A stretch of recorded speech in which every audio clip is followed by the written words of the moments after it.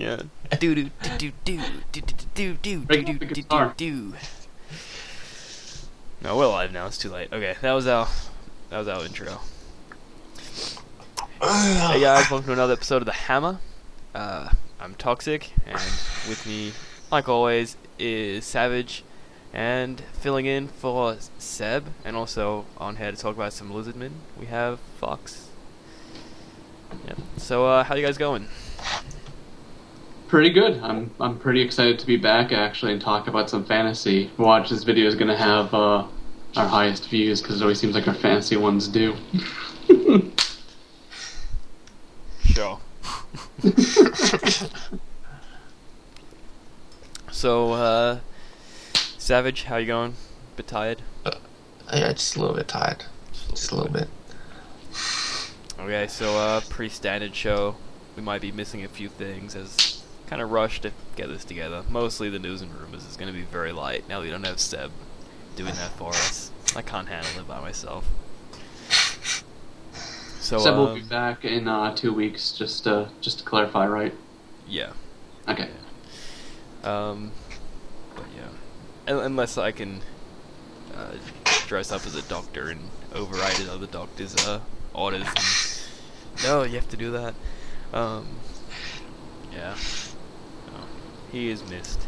But we talk about Lizardmen, like we mentioned before. Talking about the Space Marine League pitches. I have a video for Unit of the Week, so that'll be interesting.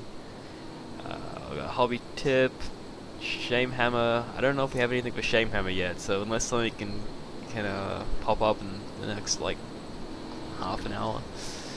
And yeah, that's about it.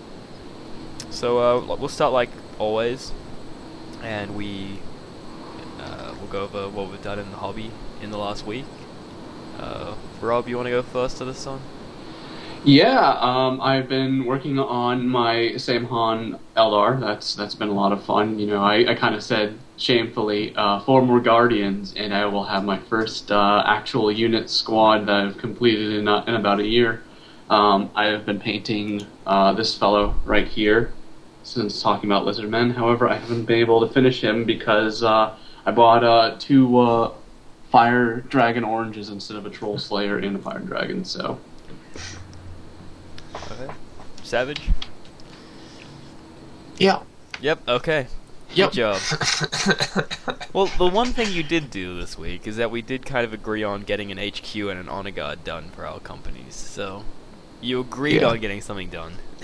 Yeah, That's I about made it. an agreement. I talked about doing stuff. Yeah. Myself, I didn't play any games or anything, but I did paint 3 artillery pieces for the Death Corps of Krieg commission, which that picture is up on various blogs on Tumblr, you know, Dice Troop and Battle Bros and all that. You can see him behind me as well. But yeah, so that's about all I've done. Yeah, so a very kind of slow week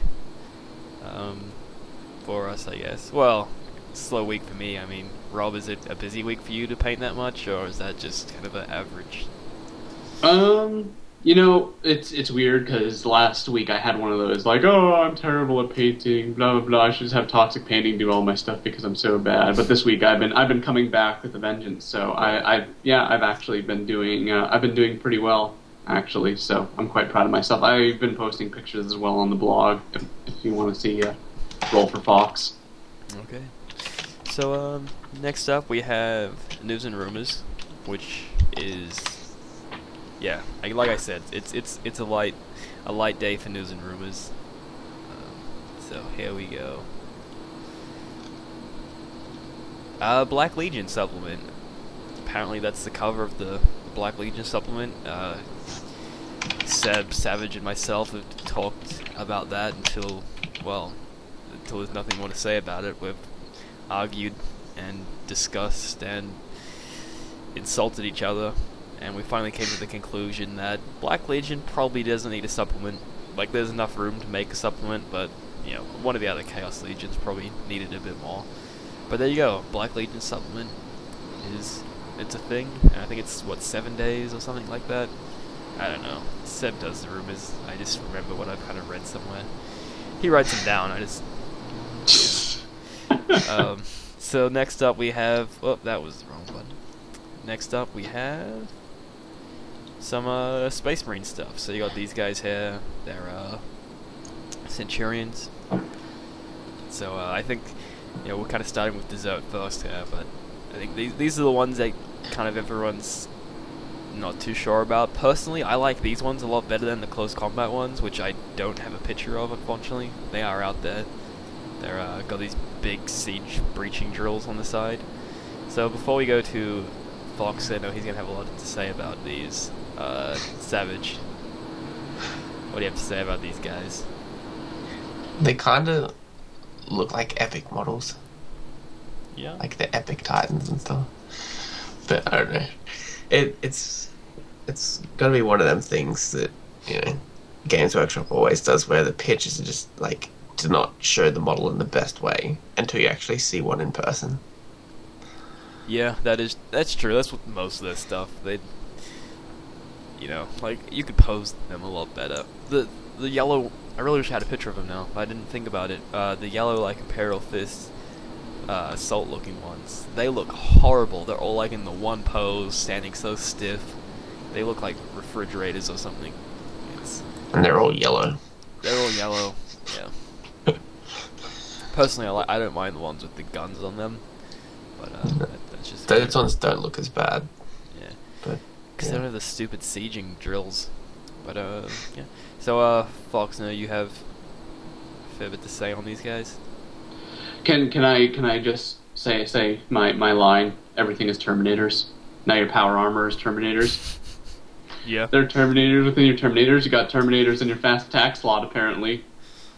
No, I actually kind of agree. I know we kind of talked earlier, and I was like, they look goofy, but they're not that bad considering some of the releases. I do like the shooty guys a lot better, and of course, with the poses, we also talked before the show saying how, something that's kind of recent is I don't like how Games Workshop does their stuff. Like, we're gonna say they look goofy, but then once the people the players get their hands on it, I think they're gonna be some amazing looking versions of these guys. Yeah. And I mean, what are we expecting for rules? Just 2 up armor save, 5 up invuln save, twin linked, whatever. I haven't really seen anything on rules, but I would assume so. They're probably gonna have. The way I kind of look at them is they're going to be this unit that's like, yeah, the rules are pretty good, but I don't need them in my army. They're not a must-have, so you can probably get the same thing out of just a regular Devastator squad. To me, my problem is they look like a mixture between Terminators and Dreadnoughts. Like, it just looks like if you mix those two kits together, that's what you'd get. Like, they even have the little Dreadnought kind of back thing, like a little vents on the back. And I don't know, I think... they out of all the things that they could have given us, this is what they give us. Really? It's kind of funny. Do you guys watch Futurama? Have you ever seen the episode with the missing link, where it's just like there's no difference between ape and human or whatever, and it's like, yes, there's this, and then it's like, well, what about the link between this and this? Well, there's this, and then they keep going down. I feel like that's going to be the difference between power armor and a dreadnought. They're just going to keep giving us that missing link. Yeah, I mean, in between us. And there's another thing I don't get, right, is that, like, Manius Calgar has the Power Fist with, like, the Storm Bolters and stuff. It's basically, like, these guys have basically Power Fists with heavy bolters on them. So it kind of makes things that have already been around seem obsolete in a way. So why don't you see HQs in these, like, in this armor? Like, I don't know. Like, is this... Also, is it armor, or? Something I didn't notice before, like, do they look like they have missile launcher boobs? Yeah, they have weapons on their chest as well.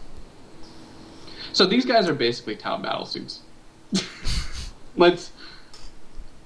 I reckon they're more closer to like an obliterator, mutilator kind of thing. Yeah, I mean... But obliterators, they can switch out what they have. Like, they can switch from a las can to an auto can. I don't think these guys really have that option. No, but they are... I'm assuming they're going to be slow like obliterators, whereas the Tau suits are... Like, yeah, it's a suit with guns, and that's a similarity, but they're a lot slower. I mean, these would, I assume, are going to be a lot slower than the battle suits, who are actually pretty quick. But, yeah. There is no link between obliterators and Tau battlesuits. Oh yeah, well what about Centurions? Pretty much. So moving on from these guys, we have the characters. Well, I'm assuming these ones are non-named characters. So you got plastic kits, not multi-part, so just the one pose plastic kits for Librarian, Captain, and Chaplain. I know I like the Chaplain. I know Fox, you like the Librarian. Savage, your thoughts on these guys? Yeah, I'd go with the Chaplain. I just love Chaplains. They look amazing. You put a jump pack on that guy as well. Yeah, but yeah, that's what I'd be doing. Yeah, I mean, I think it's just amazing that you're getting these plastic kits now that a couple of years ago these would have been metal. Yeah. So it's definitely an improvement, and it makes it a lot easier for converting and things like that as well. Definitely. Fox. I was about to call you Seb, but sorry, you can call me Seb. Just look into my eyes. So what are your thoughts on these characters? I like him honestly. I think that I don't know. It might just be the angle, but the Chaplain kind of looks a bit skinny. He does. You can't really see his backpack either. I think that's what kind of does it as yeah, well. I think that might be it. I mean, I actually like the Chaplain models already, but hey, another one, well, why not? Captain, pretty cool. Obviously an Ultramarine. I wonder if that flag is going to be, what's it called? It's going to have the Ultramarines thing engraved, or you can freehand that. Because, I mean, you could probably, like, make that, like, an Imperial Fist or something like that. I don't know. Pretty easy. Yeah. Librarian, definitely overdue. I kind of wish they made a Librarian plastic kit. Or like a command frame thing, because I mean I like Librarians personally, and it just kind of I like the idea of Librarians, but then I just kind of look at the Librarian models, and I'm like, I'd take the Terminator one, but at the same time I'd much rather take like a Terminator Captain or a Terminator Chaplain. You know what I mean? Yeah, definitely. And why not give you the option to have a sword or a axe, or like they give you those rules now in 6th edition. Yet now they're bringing out a plastic one with a staff. Yeah, I really like these models, but I also am really saddened that a few years ago they were really releasing. They had a Space Marine Captain, which it's a really nice kit. It's a really nice bits kit, and I think it's a good value. They also did the same in Fantasy with the Empire Captains, the High Elf Princes, the Wizards and stuff like that. They had these really nice kits that you could really kit bash, make your own. You had some nice bits. It's really sad that I don't think Games Workshop's ever going to do that again. We are getting nice looking characters, but at the same time, we're not getting that freedom that we so desire. See, what I heard at some stage was that there was going to be a box set for the Chaplain, and it was going to be like a kind of Reclusiarch command unit, where you get the command squad. Yeah, that was in the rumors. Yeah, and the Reclusiarch and a Razorback. Mm-hmm. If that's one kit, that's pretty awesome. That they might be going back to something like that again. Yeah, but again, it's I'm talking about just having a character like your Captain kit, your Librarian kit, your Chaplain kit. I mean, they already do enough. They have enough for Space Marines, but it's just like why not let players just be that more creative instead of...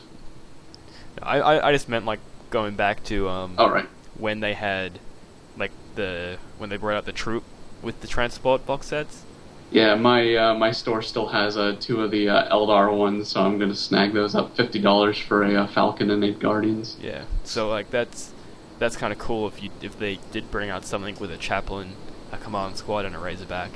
So they might be making those again, but who knows? It's just a rumor. So next we have, I can't remember which one this is, but the Space Marine Hunter or the Stalker, I don't know. But basically it's an anti-air tank. There's 2 options. You got this guy and you got that guy. So this one kind of looks like a Hydra, and from what I've read on the rumors, it does seem like it's kind of the Space Marine version of a Hydra. And this one's just it's a cannon. I like this one with the big cannon on the back. Anyone else got some input on this one?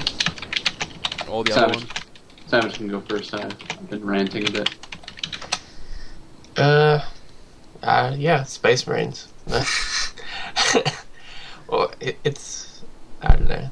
They already have the like Storm Ravens, and they got the Storm Talon and stuff, which is already anti-air kind of stuff. But yeah, give them more stuff. Why not? Kinda, yeah. I kind of like the idea of taking this and making it into a command rhino. So it's like you drive the command rhino up, and then you set it where you want it to be your like command base, and the pins drop out of the bottom of the tank, and it kind of is this, goes from being like a mobile base to this, solid kind of, Yeah, what I I'm was talking I, about. I was gonna say, isn't that a different Rhino chassis completely? I think it's the same. It's just, I don't know. It kind of looks like it might be like the Vindicator, where you just clip on the parts to the side, but then other parts of it do look different. Like the door on the front, because that's different, right? Yeah, I mean, it looks correct more me if like I'm- the pre-heresy kind of tanks to me, with the hatch on the front. Yeah. Mm. Yeah, it's more stuff. I mean, everyone needs a bit of anti-air. I personally like the two guns more. It'd be interesting to see the rules on like the two guns, whether it's like a split fire kind of thing. I was just about to say that, because they're not joined together. They look like they can move separately, Yeah. so I'm thinking they might be able to fire at different targets. And I wonder if it's going to be a plastic kit, so maybe you can do that with like two las cannons or. That could be pretty cool, actually. Yeah. So next we have this picture of the plastic stone guard. Apparently they are going to be plastic combi weapons, where you have the bolter and then you just kind of clip on the attachment that you want. So if you're good at magnetizing, that could be pretty cool. You've also got the grab, like a combi grav gun by the look of it, on the left. And that's another rumor, is that there's going to be grav weapons. So that's cool. Now remind me what a grav weapon is. I don't really know what a grav weapon is, so... Oh, I thought it think, was something like that. I think we only saw it when there was that one rumor popped out about the, what do you call it? The pre-heresy grav gun weapon team, or whatever it was called. So I don't think we really know what a grav weapon is right now. At least I don't. It What if it shoots did- gravity. Yeah, I was gonna say, what if it's like the stasis power in Mass Effect, where it just makes people like float around? I kind of like the idea of like you hit someone with it and they have to walk through like all terrain counts as like difficult and dangerous kind of thing, or just difficult terrain. So that way you can just like mix one in a squad, hit them with that, and you just slow a unit down and you just keep shooting at them. I think that's pretty cool. I'd imagine So- it'd have like pinning or something like Yeah. that, maybe. Yeah, or maybe it makes them go to ground or something like that. Something like that, yeah. Because that, like, maybe you take a That wound would from it. be insane if you get that kind of crowd control in an army. I mean, can an army really do that? I mean, Slanesh used to be able to do it with the lash, right? That would be insane if you could have several units that can do that. I used to do that with my Space Wolves, with, I think it was Murderous Hurricane. It does an insane amount of hits, but you really didn't worry about the damage. What you worried about was it caused all flat terrain to be difficult and dangerous for that unit. So not only were you rolling 2d6 even on flat terrain, you're also rolling to see if your guys were dying, and it would just, lock people down. So it would be good to see, some crowd control, something that's just not damage. But it's also good to see plastic Stone Guard. I convert my own Stone Guard when I make Stone Guard, so it's really good to see a plastic kit. I think it's about time. Yeah, I actually really hope that kind of what you just said happens, because it would be nice that's something that's not direct damage, because, as much as I love Warhammer, in the competitive streak, it's all a numbers game. Mm-hmm. And it would be nice if something that there was a strategy involved that wasn't who can put out the most numbers. You know what I mean? Definitely. So after them we have the Flying Buddies, the Vanguard veteran. So basically the same thing as Stone Guard, except they have jump packs and they have close combat weapons and all that good stuff. Obviously these ones look like they're kind of made for Ultramarines with their ornate armor, but they do have some Raven Guard there, so they work for either or. I like the look of them. They kind of just look like a boring version of the Blood Angels, box set. So, but you know, it's gonna happen because they have to make them generic. But that's my opinion on him. Savage, you know, you have a whole company of jump packing guys. You do have Blood Angels, but would you get this for some close combat weapons or something? Yeah, probably not. It's I don't know. The Blood Angels ones just look better. For the Blood Angels ones, you don't get lightning claws. Yeah. You don't get a storm shield. Yeah, but I got a storm shield from the assault marine, like the generic combat assault marine. shield. Well, same Smaller. thing. You're smaller. Shut up. Fox, what about you? I'm right here. Vanguard veterans? Hey, yeah, it's I mean, I actually have never bought the Vanguard or Sternguard veterans or whatever, but I mean, they look slightly more posable. I don't know if they were one posable things, but hey, more stuff to kit bash with. Yeah. Well, I mean, the current kits right now, well, they were metal, they're now fine cast, but they're just, the single pose kind of thing. And these, they're really, the way I see it, is just a box of special weapons. Mm-hmm. Like, it's just a way to get those special weapons for powered armor guys. Because, like, before, how do you get lightning claws for a powered armor guy? I think Space Wolves have that option. You get one in the captain kit.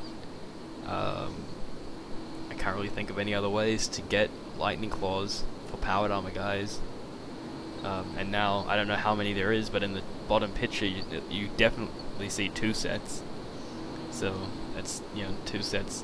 And, like before, how do you get a Storm Shield and a Thunder Hammer for powered armor guys? I would have to just get them from Terminators and kind of do a little conversion. Now you have the option, so there you go. Yeah. Also, probably heads up, guys. Probably a huge price increase. Yeah. Actually, I'm looking at the rumors. They're 40, which I actually think is about the same. So, good, right? I guess Am I so. right? If it's the same, not getting worse. Yeah. So yeah, that's about all I have for news and rumors. So very light, but we did go into a bit more detail on each thing. So there you have it. Space Marines will be coming very soon. When it's about time, when you start seeing pictures, that White Dwarf's on its way. One thing I did hear though was that the Vanguard veterans might be coming sooner than the Codex. I don't know how true that is, but that's what I heard someone say, because obviously they already got the picture of the box. So. And there's pictures of someone with the sprue making guys. So there you go. So next up we have Lizardmen. We're going to be talking about the release, how smoothly or how smoothly it went. And Savage and I don't really know our stuff for fantasy, so we're going to be giving it over to Fox, and he can talk and we can so wake us up when you're done. Alright. Okay, so new Lizardmen. I mean, Lizardmen have always have the reputation, for being probably the most unique looking army in all of the Warhammer, and all out of the Games Workshop range, in my opinion. They're the most unique looking. They've also been the army known for balance. They're the jack of all trades fantasy army. They have no real strengths, but they also have no real weaknesses. But something kind of interesting, with the releases is the fact that they're getting a lot of monsters. In fact, I think they got all monsters and characters. They got no new infantry really to speak of. So it's interesting. I was talking to a fantasy tournament player a couple of weeks ago, and he said that there's been kind of a shift in fantasy. A lot of people are preferring monsters over infantry, which is interesting because like most of the new rules for the current edition has all been for infantry. So I wonder if they're realizing this and they're making the shift that they can make these monsters, and I think they all look pretty cool. Yeah, definitely. The models look amazing. Yeah. And I guess to add on that, maybe with this whole monster thing, I think possibly fantasy is taking advice from 40K for once. A lot of people really really like their tanks. They like painting big models. They like fielding big things on the field. And maybe now that people they're starting to realize, well, maybe monsters are like our tanks. It's definitely what I feel like when I look at it. As a 40K player, it's like, well, monsters, tanks, I mean, you really haven't set in stone on what you want to play for fantasy, but I mean, you play Imperial Guard, you play Space Wolves. I mean, if you were someone that was playing like a tank heavy Imperial Guard, I mean, if you were looking at fantasy, do you think you'd be more interested in getting the giant monsters, the Tomb King monsters, the Lizardmen monsters, kind of thing, and building an army around that? Yeah, I mean, me personally, if I was going from tank heavy, I would go to more like a Skaven, like siege. They're like war machine things. But yeah, no, definitely, I see the connection there. Monsters, tanks, kind of thing. It'll like the models. It'll be interesting because I believe dwarves are next in line, and I wouldn't put it past it. In fact, I don't have my tinfoil hat. Dwarves are getting a dreadnought. I could see it happening. I would not. I've actually seen some people do conversions for it, but I wouldn't put it past Games Workshop to really try to bring some of the things that people like from 40K into fantasy. Because, they've been bringing up a lot of the rules, but they're starting to think, oh, why don't we try something new? And monsters are definitely a thing. So if I wouldn't be surprised to see a dwarf dreadnought with either some sort of organ gun. Maybe he'll look like a centurion. He'll have an organ gun in one hand and he'll have a cannon on his back. Yeah, it's for that Lizardmen, going back to those models. It actually tempts me to go like Eldar Exodites and to use those Lizardmen models. So yeah, that'd be definitely cool to have like some fire prism like Lizardman kind of. Yeah, it's actually been interesting with Sam Han. I've been looking at some conversions for Exodites, maybe taking some as allies, since Sam Han is the closest thing. But going back to, I mean, Savage, do you take tanks? Do you like tanks, Savage? Yeah, I like. Yeah. Do you like monsters? I think everyone in 40K likes tanks. Do you like dragons? Dragon tanks? Dragon tanks. Oh man, I bet the Helldrake. Yeah, Helldrake.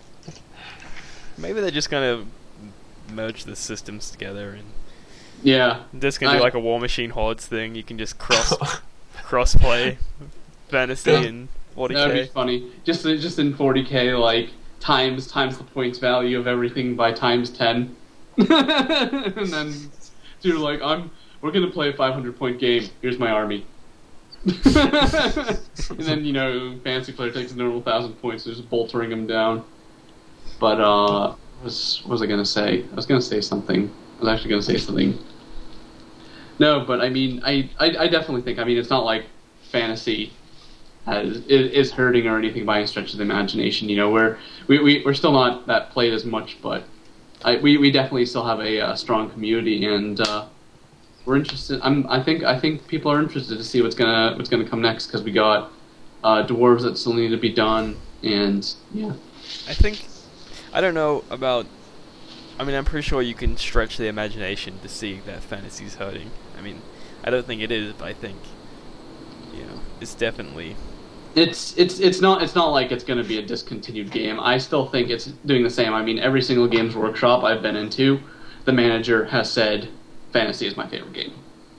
I have not actually walked into a store like, out of the 5 Games Workshops I've probably been to, they all say fantasy is their favorite game. I think that also kind of says something. But I think War Machine and Hordes have better rules than 40K, but I'm not gonna say that's my, like, you know what I mean? I'm not gonna all of a sudden switch. It's just kind of something. I mean that's a discussion. In fact, we could maybe do it for an After Dark. I kind of have a theory that there's so many armies at this point, it's literally going to be impossible to balance, a game personally. Yeah, The thing that I was kind of getting at is like, I mean, when you look at the Space Marine kind of line and the amount of money that the Space Marine line brings in, like, it's probably more than the Fantasy line brings in, just in the one army. I wouldn't say that. I would say that if they removed Space Marines, not even like the Blood Angels and Dark Angels and Space Wolves, they just removed Codex Space Marines, that probably 40k in Fantasy would be even. But I mean, like, it's, just insanely, like, but yeah, anyway. Yeah, I mean, I'm not saying Fantasy's going anywhere, but I mean, it's definitely not too much of a stretch to say that it's not as, Yeah, I mean, it's not as popular as game. I mean, I'm pretty sure most of Games Workshop sales are in America. I think that's a safe assumption. America has an obsession with guns. Yeah. And then I hear in Europe, Fantasy is also a lot better. So I don't know. It could just be a time and a place for things. But I just think that's just probably why they're going the more monsters, is to get those 40k players to start trying Fantasy. Oh yeah, absolutely, absolutely. Because again, just there are other games now. So I wouldn't be surprised if Dwarves get some sort of Dreadnought, some sort of steam tank or something like that. So going on with that, I mean, do you want me to talk about the rules with the Lizardmen? We will go over that later on in the show, just to kind of break it up a little bit. Also, in all fairness, it shouldn't be. It's not really fair to judge, fantasies, how Fantasy does based on the Lizardman release, because Lizardmen really aren't one of the more popular armies. I mean, I've met many Lizardmen players in my day, and they are a proud people. They are proud people. People that play Lizardmen, they play their lizards type thing. I hear that about almost every Fantasy army though. Like, Wood Elf players, they're so Wood Elfy. Wood Elf players at that point in time, they're just playing because they know they have the most outdated codex, and they're like, they want to stand strong. But no, I mean, I wouldn't say that. I mean, Lizardmen are a very niche, small group of players. Mm-hmm. They're more, I would dare say, more so. I mean, Wood Elves, sure, but they have other elf armies to play. But I mean, they're like I said, with think about the entire spectrum of Games Workshop. There is no army that kind of looks as unique as Lizardmen. That's my personal thing. The thing that my counter to that, like, whole, it's a niche kind of release, you can't expect too much out of it, is you're doing it wrong if that's what you're, if you're just expecting that to happen. The whole point of releasing a new codex, and it's like happened with Dark Elder, no one played Dark Elder until they got a release. You're meant to make your release and make people that don't play that army play that army. How many people play Tau now after the release than before? Like, I see a bunch more. I see a bunch more people playing Elder. It's bad business practice to release something just to be like, well, here. I mean, this is something I can agree with Games Workshop. I'm not going to release something and put all this money into something just to please that small niche. I want to release it so they can enjoy it, but I can also get more people that play other armies to come in and enjoy that army too. Yeah, I mean, also keep in mind, I mean, this has been my experience in one of the whole arguments with Fantasy versus 40k. Usually people stick with their Fantasy armies a lot more than 40k. You said there are a lot more Tau players. I guarantee you 50% of them won't be playing Tau by the end of this year. Probably not, but Games Workshop did their like job. They'll just have the plastic things, like some of them will be primed. They'll maybe have like a unit or two painted, a model or two painted, and then that'll be it. Then they're going to go back to their Space Marine army or whatever. What does Games Workshop care? They sold the models, they made the money, they have more money to make another release, successful release. And then the Tau players that actually want to play Tau pick up some cheap models.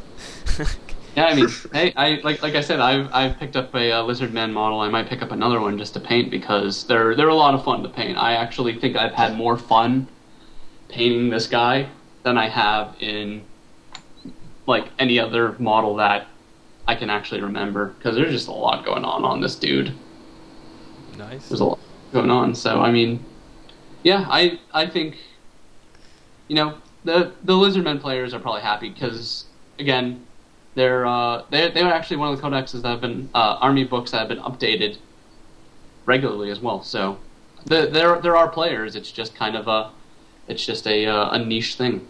But yeah, going back to when we're talking about people buying an army and then 6 months time they sell it primed and primed, maybe not even primed, kind of thing. It's as much as people don't like that happening, like, oh well, you're only buying Tau because they're the new thing, kind of. It's beneficial for everyone. Like, that person gets to play Tau for a while. Games Workshop gets money, and if you're like a hardcore Tau player and you don't like people playing your army just because it's a new release, get over it, because the only reason why you got a new release is because those people were going to buy those Tau models. That's the only reason why they release them, is so they can make money. It's funny because I'm thinking now, and I'm like, do I actually have any friends that play fantasy who actually don't have one of their armies that when I first met them? And I think the answer is no. Do you have an army still that you've had since 7 years ago, 5 years ago? No. Yeah, I mean, I don't know. I mean, that could also be a factor because, like I said, just all the fantasy players I know still have like the armies they've had when I first met them. So maybe they just buy the codex and that's it. They buy the new models, that's it. They're good. It's something to debate. I lost the point there though. What were you trying to like? I was trying to say maybe the reason that fantasy doesn't sell more is just because people stick with their armies. People stick with their armies. Maybe they'll buy a new one every once in a while, but maybe people just really really like their core stuff. Savage, you're pretty quiet there. Fantasy. Ooh. It's not just fantasy. I brought 40k in it for you. I was the one that brought it in by making the comparison to tanks. So. I don't know. I still don't think you compare them. It's like you gotta. What I think it is like it's the same thing. It's like Cowboys are really popular, and then all of a sudden, like space, like astronauts came in, like like the Toy Story story. Yeah, I know what you mean. Yeah, it's just the same kind of thing. Whereas like they're all new and shiny, and they got like flashing lights and stuff. So. But I mean that's the point I'm trying to make. That's kind of the goal of Games Workshop, is every time they make a release is they don't necessarily want the people that already play that army to buy models. They want the people that don't play that army to buy models, because they're not just buying the new stuff, they're buying the core troops that have stayed the same. That was just my point. Is that and with the Lizardmen release, I mean, I didn't really look into it, but if people that didn't play Lizardmen are buying the army, that's what I would consider a successful release. But it's hard to tell at this stage. Yeah, it is hard to tell. I mean, when you think about what's the point of the Space Marine release? How many people who don't play Space Marine are like, oh my god, I need to play Space Marines? You know what I mean? But how many Space Marine players that do play Space Marines will start up another Space Marine chapter? And I mean, like, how many times do you see that of people that already play Space Marines, but they have like 2-3 chapters of the same codex? People will do that. That's just completely unnecessary. It's completely unnecessary. Was that being sarcastic? Because you have 2 different Eldar armies. I don't actually. I primed them over to make. But you were painting up 2 different ones. Yeah, and I told you that it was kind of stupid, and you're like, no, it's like this. Yeah. Well, it was different because it was actually supposed to be a group project with Brett. It wasn't doing it just for my personal benefit. Mm-hmm. You know what I mean? But that's the thing I think with the Space Marine, especially Space Marines, is that people will buy it just to build an army around it. Like when like the fucking Storm Talon thingy came out. Like, people would buy that and then build a White Skies army around it. One of the guys at the Games Workshop that we used to go to built the Space Sharks army around just that one model. So the one model comes out, build another chapter, and that's is one of the downfalls with Space Marines. But at the same time, that's what's so great about Space Marines, is that you can have 2 basically completely different armies, but at the end of the day, it's the same thing. you're running it on the same codex. So I don't know. I think if Games Workshop put as much effort into the other armies as they did Space Marines, I think things would be a lot better. maybe, but don't you have to do? Wouldn't you kind of agree that? I mean, that's a pretty good product if you can make two different armies out of the one codex and still feel like they're unique to you. You know, Well, now you're doing it's something not. right. Now maybe I don't know. Maybe this is part of the huge Games Workshop conspiracy, but maybe that's one thing to sell supplements, because maybe now every single person will make a Space Marine army based on every single supplement that comes out. So they're going to make an entire supplement line for every single written Space Marine Why chapter. not? Do it. If people are going to put the money down, Then eventually all the other armies will be obsolete and people will just do Space Marines versus Space Marines. if people are going to be buying, like, if people are going to make a whole nother army just based on a supplement, that I don't see anything wrong with that. I only see positives there. I mean, it just more money goes into Games Workshop's pocket, so they can make us more stuff. You know? Yep. We get stuff faster. They'll start releasing, all the codexes. I mean, if people are gonna make a whole another army based off a supplement, I think that's a good thing. But Yeah, it's a good practice, but I don't know. At the same time, I think that also hurts the hobby, because okay, one of the reasons I'm kind of sour about 40K, and I mean this isn't fair to say entirely, but I remember being, every time I've been in a Games Workshop and I'm like, all right, I'll play a game of 40K. I fight Space Marines. All right, I'll play another game. I fight Space Marines. I'm going to play another game. I fight Space Marines. I play another game. I fight Space Marines. I play another game. Oh, I'm fighting Tyranids. Okay, that's unique and interesting. Play another game. I'm fighting Space Marines. You know what I mean? mm-hmm. I think it hurts the game as well to put so much favoritism to one army. True. Space Marines are like 80% of 40K though. I Really? believe the number is like 28.14% or something like that of the armies. But the first two counting supplements, and it's going to be 3 soon, the first 3 supplements, I'm not counting Chaos Space Marines as a Space Marine kind of army, because it's kind of its own thing. Not Space Marines. We haven't even seen a Space Marine supplement yet. Keep in mind that's because there was Tau hype, and then they wanted to release a Tau book. It's not like Tau hype, oh, Space Marine book, you know what I mean? Yeah, but I'm just saying, it's like, I don't know about... I haven't played a Space Marine army in a long time, apart from Chaos Space Marines, personally.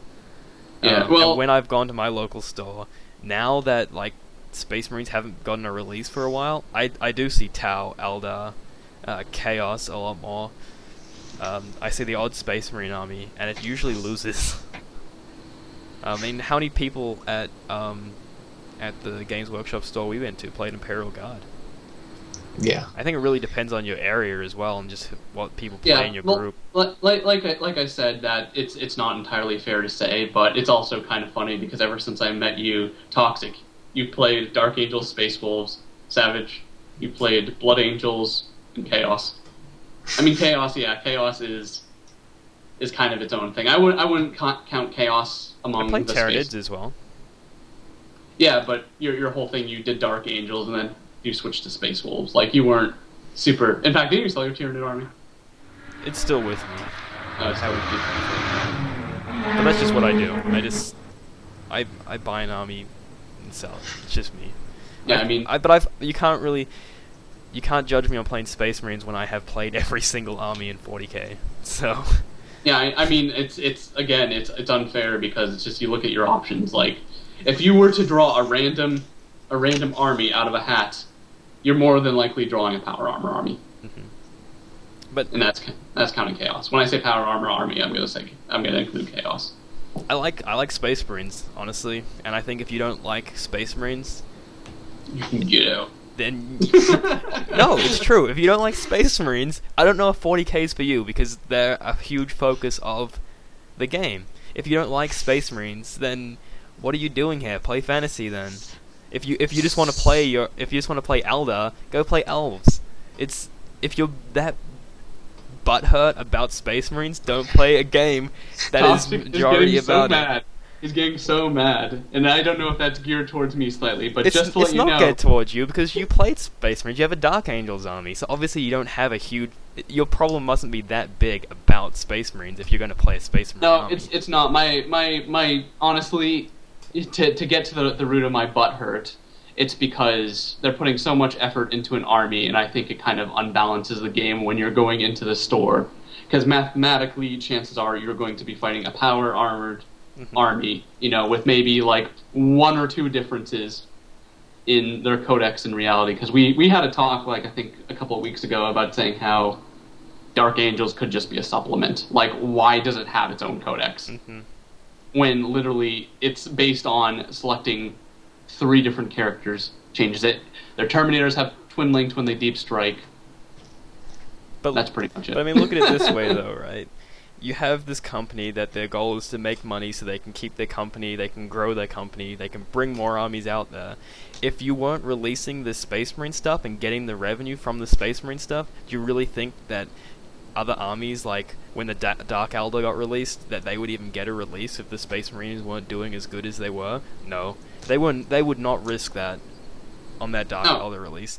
That's the whole point, that they need to bring out these Space Marine stuff to get the money in order to help out these other codexes that aren't as popular. Right, I mean, from a business perspective, it makes sense. And that's the only perspective you can really look at it, because otherwise it's not going to make sense. They can't make their company in a hobby game related standpoint, because otherwise they're not going to be around for much longer. Games Workshop didn't get as big as they are, pandering to... Obviously.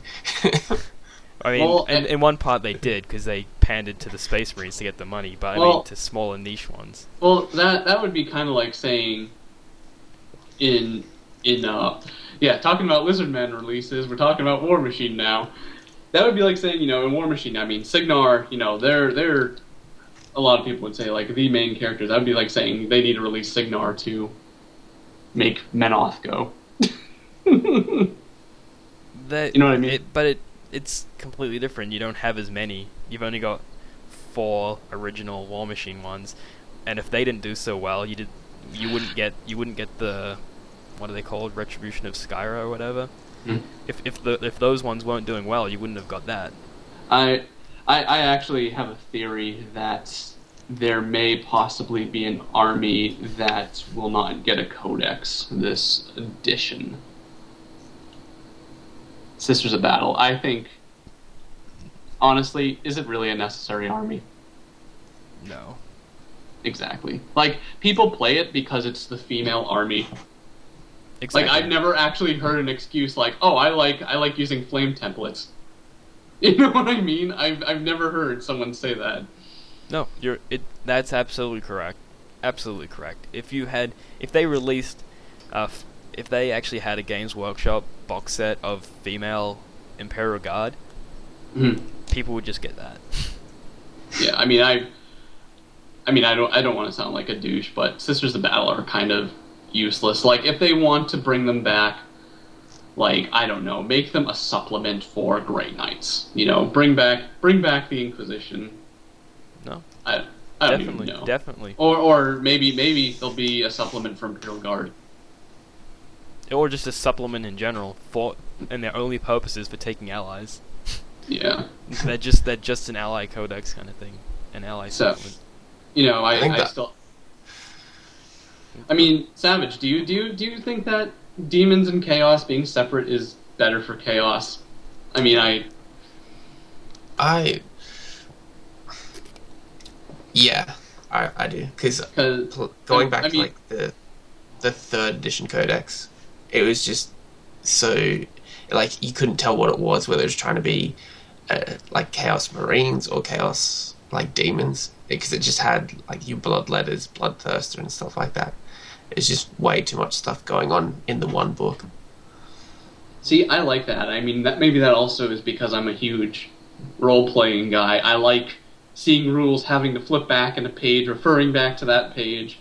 And I mean, I'll refer to Fantasy, back before Warriors split with Demons. I mean, it was originally called Hordes of Chaos because you could literally take a cluster butt full of stuff.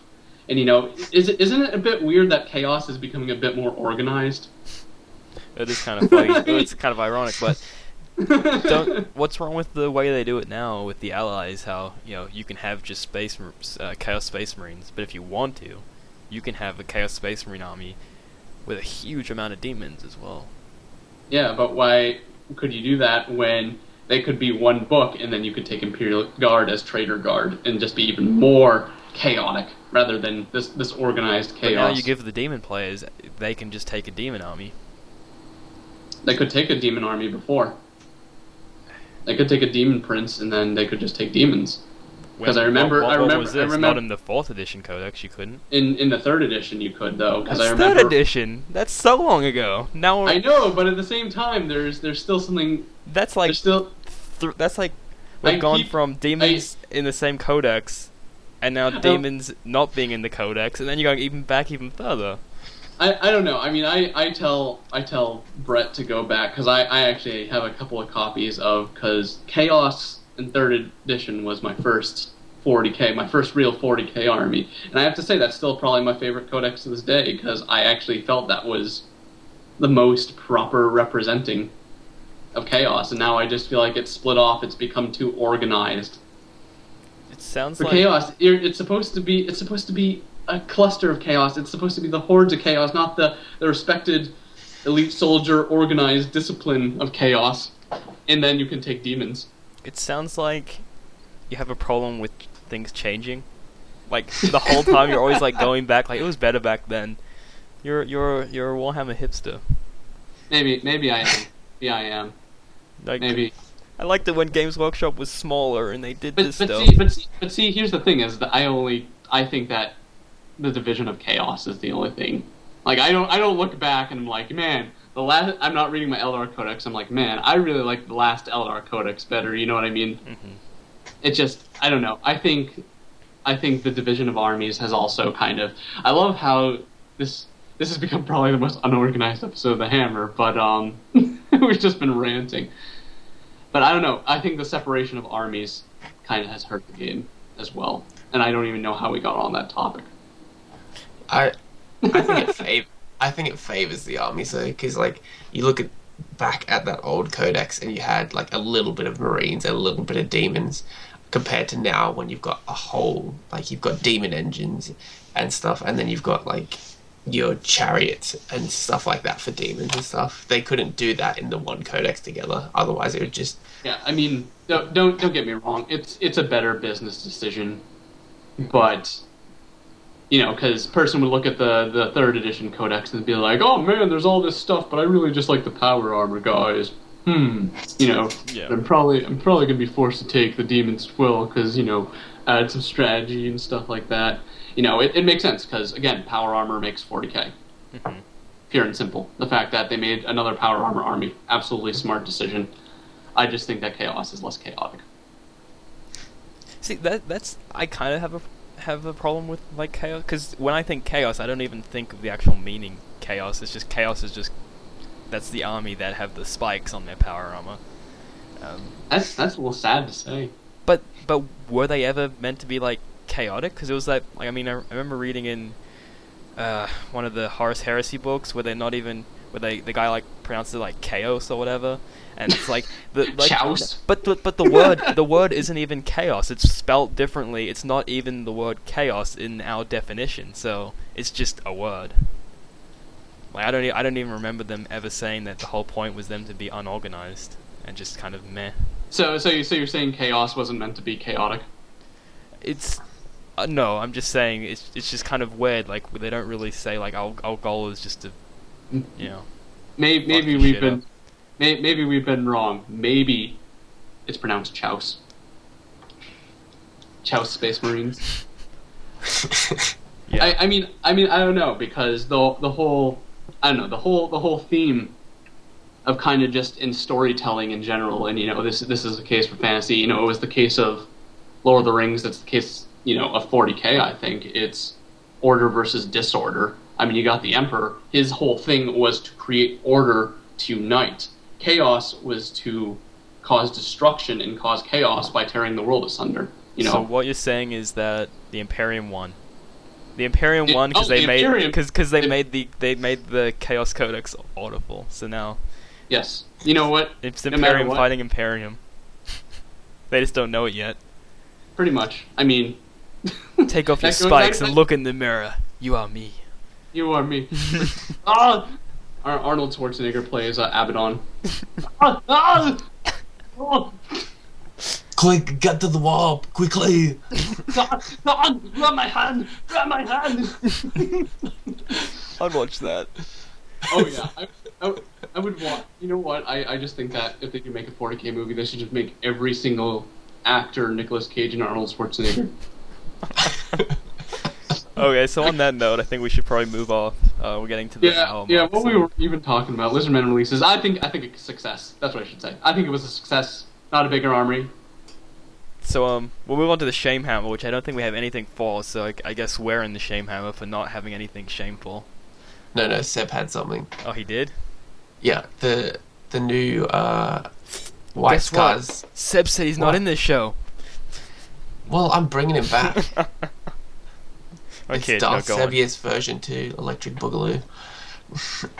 he said the White Scars, it's like a serial of books, which is like 12 parts. And it's... Yeah, serial. You can eat it as you read the story. It's a 12-part series, which is $2.99 each, which adds up to more than an ebook. So they're basically like splitting a book down into smaller sizes, so you'd pay more for it and then end up paying like double what you'd pay for just a standard book. Is that Yeah, is so that what I'm they're- kind of getting? So they print out the book in like 24 chapters, and each 2 chapters they just rip it out and staple it back together, and like, that's one book. That's Okay, one yeah, book. that's pretty bad. That is definitely some Games Workshop seeping into Black Library there. Yeah. But Yeah. you know what? Going back to topic, people like Space Marines. They'll buy whatever the fuck is about Space Marines, even if it's more money. They'll buy it, and then they'll buy the complete thing. And then Guarantee it'll you- come out in a hardback version, Yep. paperback version, a electronic version, all in the one bundle, and you'll get a wallpaper, and they'll buy that too. Yep.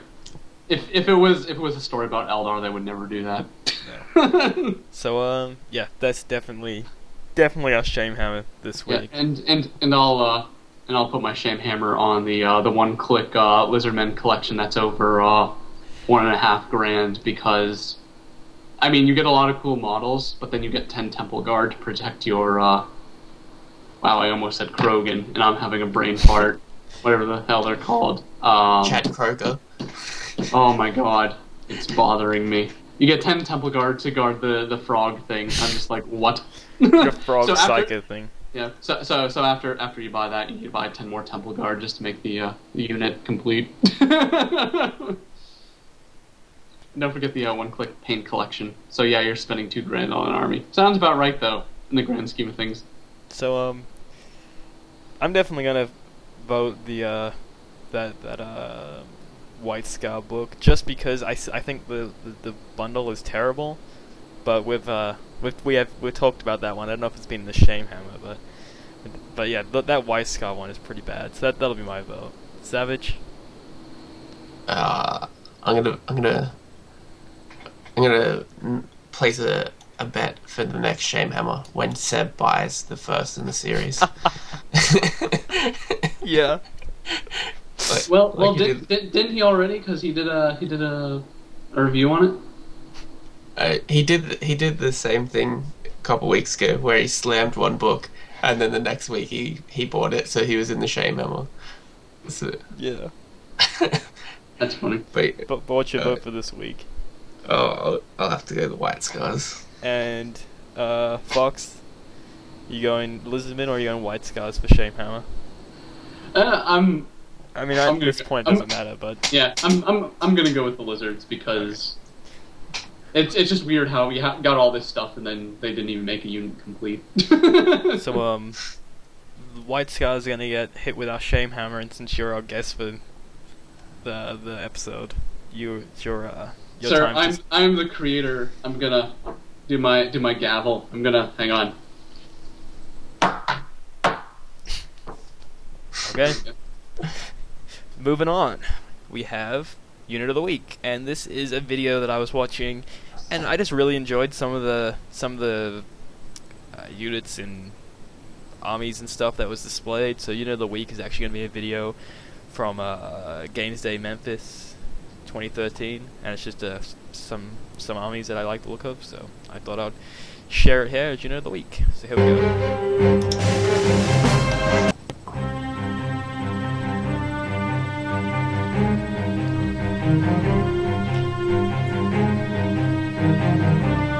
Obviously, that's not my writing. Just kidding.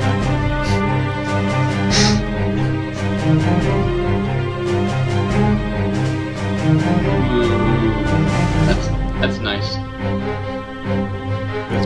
There's some tanks in there that I want Savage to see. You might have already seen him when it didn't play properly at the start. Here we go. Look at these ones. Wait, did that guy buy a smoke machine to display his damn army? Yeah. But you like those tanks, right? They are. Oh, now you listen to her. Yeah, so for 2 minutes. There's a guy out there that does like pitches of like 40k and stuff and uses a smoke machine. That one's alright. No.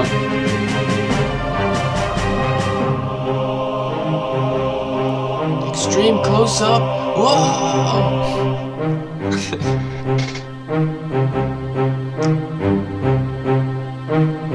Yeah, a couple of those. Some of them are alright. Like, unfortunately, the chaos was cool, but I'm not like, oh man, I've never seen that before. That one's nice. I like the display on that one. I just like those skulls in the tank. Yeah, I haven't seen that before, so. I'm getting like my internet delaying, so I have no idea what armies you're talking about. You're like, oh, that one's nice. I'm like, that one's kind of crap. It's like the one in the next frame or something like that. Yeah, I mean, it's. I think that just Space Marine armies on parade. You're never like, oh man, I've never seen that before. Like that's cool. Like chaos is nice. The Dark Age is fun. I like that with the two things.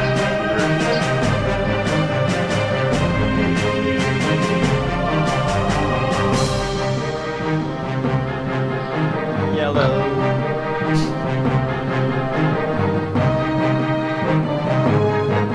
Really? That got third place? Yeah, that is some yellow. I mean, it's pretty nice painted yellow, but it is kind of like that was third place. Like I mean, look at White Dwarf that some dude had his Imperial. Okay, that's fucking cool. I thought that was Lord of the Rings when I saw it the first time. That's really cool, actually. This one is amazing. Oh yeah, I've seen this. Yeah, and they have like the reconstructed one. Okay, that's cool. I saw the top one and I was like, that's it? And then I started going down and I was like, oh, that's cool.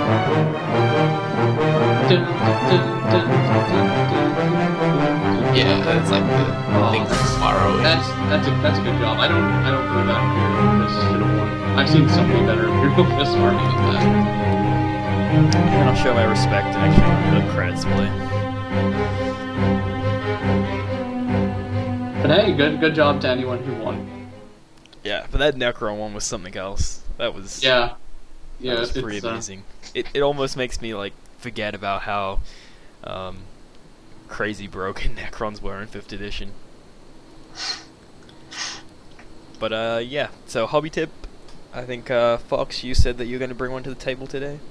Yeah, honestly, don't be afraid to experiment a bit. I think a lot of people, and especially new players, are afraid to not buy anything that's Games Workshop related. Truth be told, some of the best brushes and paints I've ever bought were not Games Workshop products, especially the brushes. Like, is it just me or their brushes just not that durable? Like, I think I bought some from like this art store when I was in Milwaukee. They lasted me a year.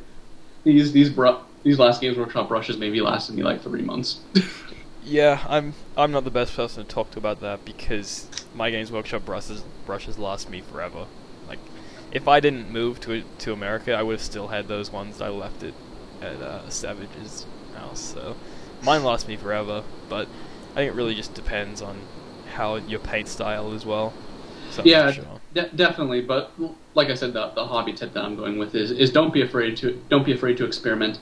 I'd actually suggest Reaper paints. Those are quite good. They come in the pot, so you have to actually squirt them onto a palette. You can pick up like the little makeup palettes or whatever, which is what I use at like a CVS or a Walgreens for like $3. Right. And it's worth it. And I definitely think they're better for blending because some of the Games Workshop colors are kind of extreme in color changes. Like the difference between like Mephiston Red, Mephiston Red, Evil Sun Scarlet, and Wild Rider Red. Kind of extreme between 3 colors. But I think the Reaper ones blend quite well. So if you're not quite ready for those extreme highlights, might be something worth looking into. Yeah, it's one of those things that I definitely agree. Like, don't be afraid to experiment around a little bit, but at the same time, don't be dumb. Don't buy, paints that are not made for, like buy the like acrylic paints and stuff. Don't go buy like oil-based paints and stuff like that. Like, don't be dumb. Don't go out and buy primer, and instead of buying primer, you get like a gloss kind of paint or a textured paint. Like, don't just buy anything and you see like black paint on it and you're like, yeah, that'll do.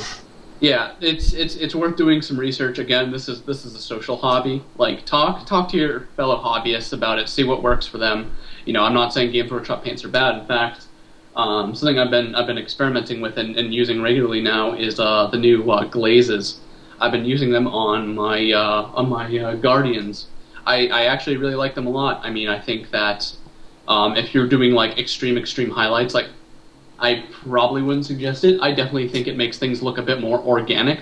Well, that's the whole point of the glaze and the Games Workshop highlights is that you're meant to use their.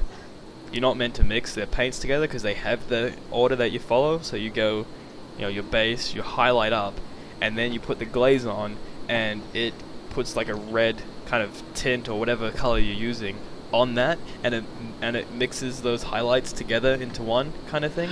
That was their idea, at least. Yeah, but you said you don't actually like the glazes, I believe. I don't like the glazes, no. Just because your style highlighting. I actually really like them, and I think they're looking good on their Guardians. I'm actually going to be doing some experimenting because I just got myself a cheap tack squad. I got the Sultan Black Reach on eBay for like $17, and I'm going to paint them up as Blood Angels because I've been kind of into the Blood Angels, so I'm taking a break from painting red by painting red. And something I'm going to try, and I saw in a video that looked nice, is actually mixing the glazes with your highlights. Right. Like, it's like a 1 water, 1 Wild Rider Red, like 1 glaze or something like that, and it kind of gives this interesting kind of, it doesn't look like super... I don't know. I don't know how to describe it, but it looks interesting. It's more realistic blending, I guess. Mm-hmm. Yeah, it's Games Workshop paints. The thing with Games Workshop products is that they're good. I'm not saying like none of them are bad at all. They're overpriced for what you get, but the thing I like about Games Workshop products is that they're made for like exactly what you're doing, but it doesn't mean that you can't get the same thing elsewhere for cheaper, because you definitely can. Like other paints out there, you can definitely get more for cheaper. So if that's your problem, that you don't want to pay for the Games Workshop stuff, then definitely look around. Other than that, like, Games Workshop's a good thing to fall back on. I find, like, if you can't find it there, Games Workshop will have it. If you can't find this tool somewhere else, you can always fall back on the more expensive Games Workshop one, because their stuff is definitely, it's made for Warhammer. Right. Because like in the last hobby tip last week, I mentioned trying a different primer because, well, I used $3 primer. Games Workshop sells for like $15, $16 primer, maybe even more now. So it's definitely something. I think it's worth experimenting. I mean, what's gonna, I mean, use it on test model because it would kind of stink going from like one thing to another, and you have models that look inconsistent. But if you're starting a new army, give it a shot. Mm-hmm. Give it a shot. Give new primers a shot. Give new brushes a shot. There are plenty of hobby places. There's a place called Michael's. I don't know if you have Michael's in California, but it's a really nice hobby Michael's store. It's run by old ladies. It's nice. I've actually built some pretty good terrain there from just like random things that you can find. I mean, it's a social thing. Talk with your fellow gamers, and don't be afraid to experiment and try new things. That's my hobby tip. And you can always send a message to me on my blog or Toxic Painting Facebook page, or even just a Dice Troop one. I'll always answer questions about painting. So. Yeah, me and Toxic always experimented. Yeah, not always with Warhammer, but but we always recommend Army Painter paints. Like we use them just all the time. Yeah. And like we've gone into Games Workshop and they've been like, "Oh, did you use this?" And we're like, "Yeah, sure." And they're like, "Yeah, it's amazing, right?" And it wasn't the product that because they were kind of being like, "Oh, did you use this Games Workshop product?" We're like, "Yeah, we used that Games Workshop product." And they're like, "Yeah, it's pretty amazing." And then like the day before, because it's mostly with the spray gun, like we're like, "Oh yeah, we use Army Painter sometimes." Like, "Oh yeah, Army Painter's a joke, it's rubbish, blah blah blah." Buy the spray gun. So Savage is like, just finished doing stuff with the manager that I probably shouldn't mention, but he's like, yeah, sure, I'll buy anything. Just tell me what you want, I'll buy it. Buys a spray gun, buys like 4 paints, buys 2 cans of propellant. It's pretty much like the Futurama meme, like shut up and take my money. That's what it was. Pretty much. How was it though? The spray gun? The spray gun, it was a piece of crap. Yeah, it was so hard to use and to like figure out how to use it properly and stuff. Jammed. Like, the mixture that they try and tell you to use, like between like water and like your paint that you're gonna put in, is just like completely wrong. Like I used it and it just came out just like water and just like ran off the model pretty much. And then after that we gave up on that, so we went back to Army Painter, sprayed everything in Army Painter, took it to the store the next day. He thought the Army Painter was the spray, and he's like, "Oh, so did you use the spray gun?" And we're like, "Yeah, we used the spray gun." And then he's like, "Yeah, it's pretty amazing, isn't it? Like, look how clean that came out." And it was Army Painter, and they would just finish telling us how bad Army Painter was. That's funny. That's funny. Yeah. Say. But like, No. I've had lots of people say how good the spray gun is, but every time I've tried to use it, and when we tried to use it, it was just horrible. No, I mean, it's one thing that's kind of bugged me is you go online to look for a painting tutorial, and they're like, okay, so today, I'm painting an ultramarine, so everybody get your airbrush ready. It's like, I'm just like, really? Does everyone use an airbrush now? Apparently, everyone uses an airbrush now. I don't, but people actually tell me, "Did you use an airbrush?" And I say no. Like on that chaplain that I painted for you, when I posted a picture of that, people in Skype Hammer were like, "Oh, did you use like an airbrush?" I'm like, "No." And if anyone lives near where am I? South Oregon, I will be doing painting lessons at Astral Games probably in the next 4 weeks. So. Nice. You should bring a video camera. Yeah, because the owner asked me if I wanted to do some painting things, because apparently my models are displayed there, and people are coming up saying, "Oh, how did they do that? Like, how does?" And he's like, "Well, people want to know." So I'm like, "No, I'm not gonna do that. Pay me, and I'll do it for you." No, I didn't say that. I was like, "Yeah, sure, I'll do it." So yeah, see if you can get a discount. Yeah. So yeah, that's about it. I think that really wraps. Oh no, we don't. We have rules first for Lizardmen. So, oh, do we? Yeah, we have rules for Lizardmen, so you can go through some rules. All right. Well, we're coming up to an hour and 15. Yep. So I'm going to be quick, considering I'm probably just going to pass out and go to sleep right here on my desk. So yeah, Lizardmen have always been the balanced army. You can be a horde Lizardmen army. You can be elite infantry. You can be giant monsters. I mean, they got probably one of the most devastating magic phases because of the Salon Mage priest. That's what the giant frogs are. Lord Croak is possibly the best one of the best named characters in the game, maybe next to Teclis. So, I mean, is there really an army in 40K you would say can do anything? Space Marines? Can they be a horde army? Chaos Space Marines. Yeah, I guess that's true. if you want to fill in, well, can they effectively be? Because if you do all cultists... Yeah, the last tournament I went to was won by a cultist army. Really? Yeah, cultist, Helldrake, Sorcerer. Oh, well, Helldrakes.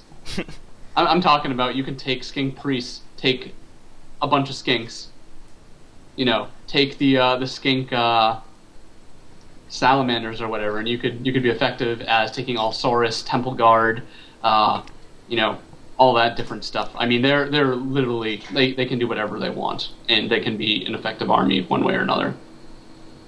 And Nids would be a close kind of thing to that, because you can run the hordes with like the termagates and stuff. Yeah, or you can go warriors, yeah.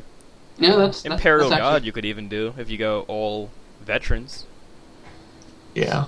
But yeah, no, I know what you mean, though. We're not right. trying to be like, shut up. I mean, you don't know what you're talking about. I mean, even to an extent, you're talking about those, but it's just like as far as like the rules for fantasy go, like I think orcs and goblins are kind of the same. Like I I guess was just about to ask that. What about orcs and goblins? Lizardmen are more organized orcs and goblins because the reason why they're so significantly different is because orcs are high risk, high reward. You got your animosity, and then you got you got to put your characters in proper units to make sure like if bad things happen, you can like try and prevent them as best you can and stuff like that. Not only that, they got some interesting rules called cold blooded, since they're kind of slow to react. That technically makes them more brave. So you roll 3d6 for their leadership, and you take the two lowest. So they're like slowpoke? Yeah. So, they're... By the time they realize they're in trouble, it's too late? Yeah, kind of. But that also makes them brave, because again, you can do some lead infantry and stuff like that. So, yeah, definitely the thing that they added are more monsters. I don't remember 100% what the rules are. I mean, one of the mounted ones you can put a character on, and I guess they're a rare choice now as well. I'm guessing the one with the diamond is some sort of artillery, because they had something before that kind of soaks in a crystal and you got shoots, the laser beam one, yeah, the one that has snakes, the one that has like goo. Yeah, the one that has snakes. I think that's cool. I wonder if I think that thing might actually produce jungle swarms, which are kind of like your I guess the equivalent to scarab swarms. Mm-hmm. So this thing just like shoots snakes out and then can like run up and headbutt. Not only that, but it just looks so cool. I mean, just the detail on the whole thing is kind of nice. Yeah. No, I really like the new models. Like I said, I want to do an Exodite army, like an Eldar Exodite army with them. So I think that'd be kind of cool.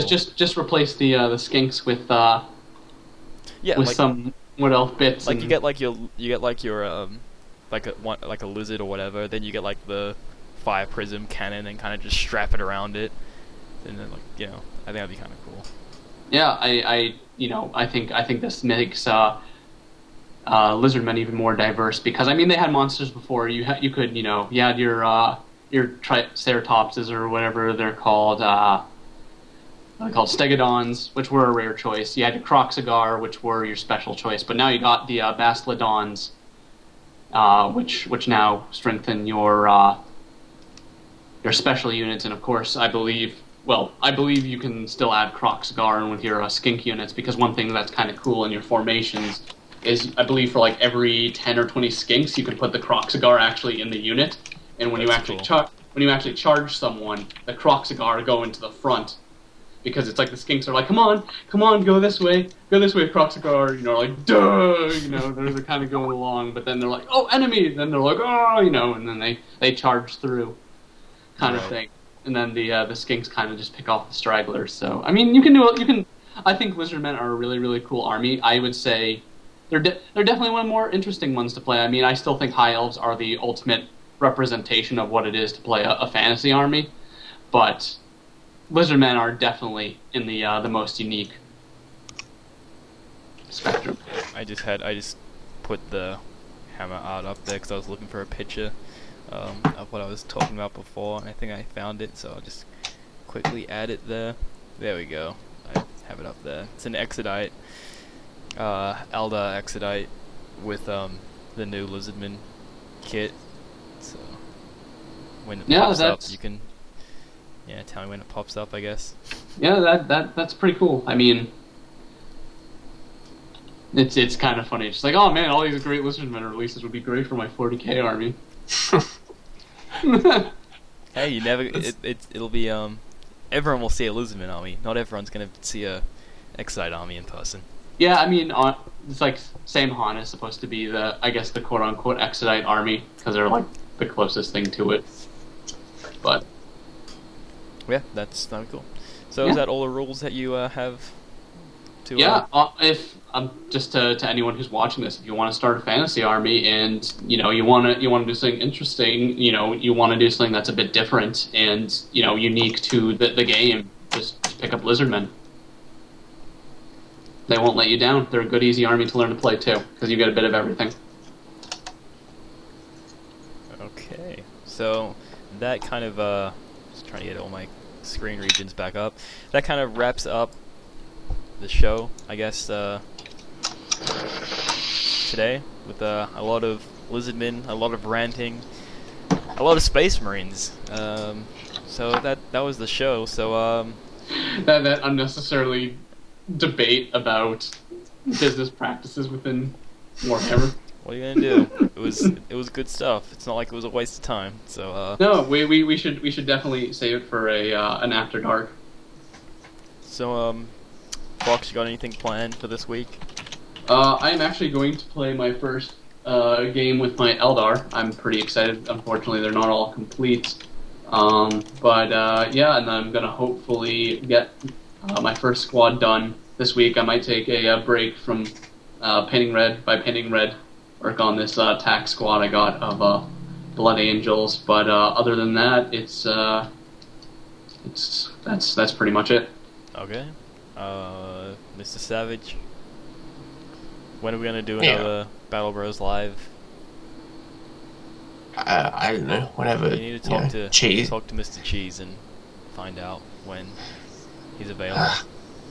Yeah, we'll probably be doing an after dark next week. We talked about doing the supplements and DLC, and if this is the tabletop equivalent. Yeah. Well, with Chris Collins again. Yeah. So because that was fun. That was fun. It was I'm still pretty busy, so I don't really do much stuff during the week. Just the hammer, and I'll be posting whatever I paint. So. Yeah, I think it's gonna be a slow month for Dice Troop with Brett being busy, myself being busy. You're working full time, Savage. Being Savage, and hey, I work full time. Hey. So. Well, we got Table Talks. Table Talks is every week as well, so we got that. We're still doing the shows, so it's just might be a bit slow because we're all a little busy and having personal stuff. Yeah, I mean, working full time and then still trying to keep toxic painting commissions going, which hasn't really slowed down. So definitely, don't let that put you off. But so I work 7 days a week. Money at them. Yeah, throw money at me. No. I work 7 days a week, so. Just make a video of just like money raining and you're just like kind of like bathing yourself down and there's like a Britney Spears song or something like that. No, like a Cirque du Soleil song, so it's like singing in French and it's like really emotional. All I can imagine with that is like Cartman when he gets like Kyle's money and he just gets it all into like I don't know, like quarters or whatever it is. And yeah, he's just like rolling around in a blow up bar thing. All right, so we're running on hour 25, so yeah. So with that's all I gotta say. Okay. With that, that's the show. So yeah. So you can go now. No. Yes. No. Thanks for watching. But yeah. Okay. I don't have an outro, so. Well, you gotta get a tatty bye. Tatty bye. I'm not doing that. Do it. Tatty bye. No. Well, yeah. Tatty bye.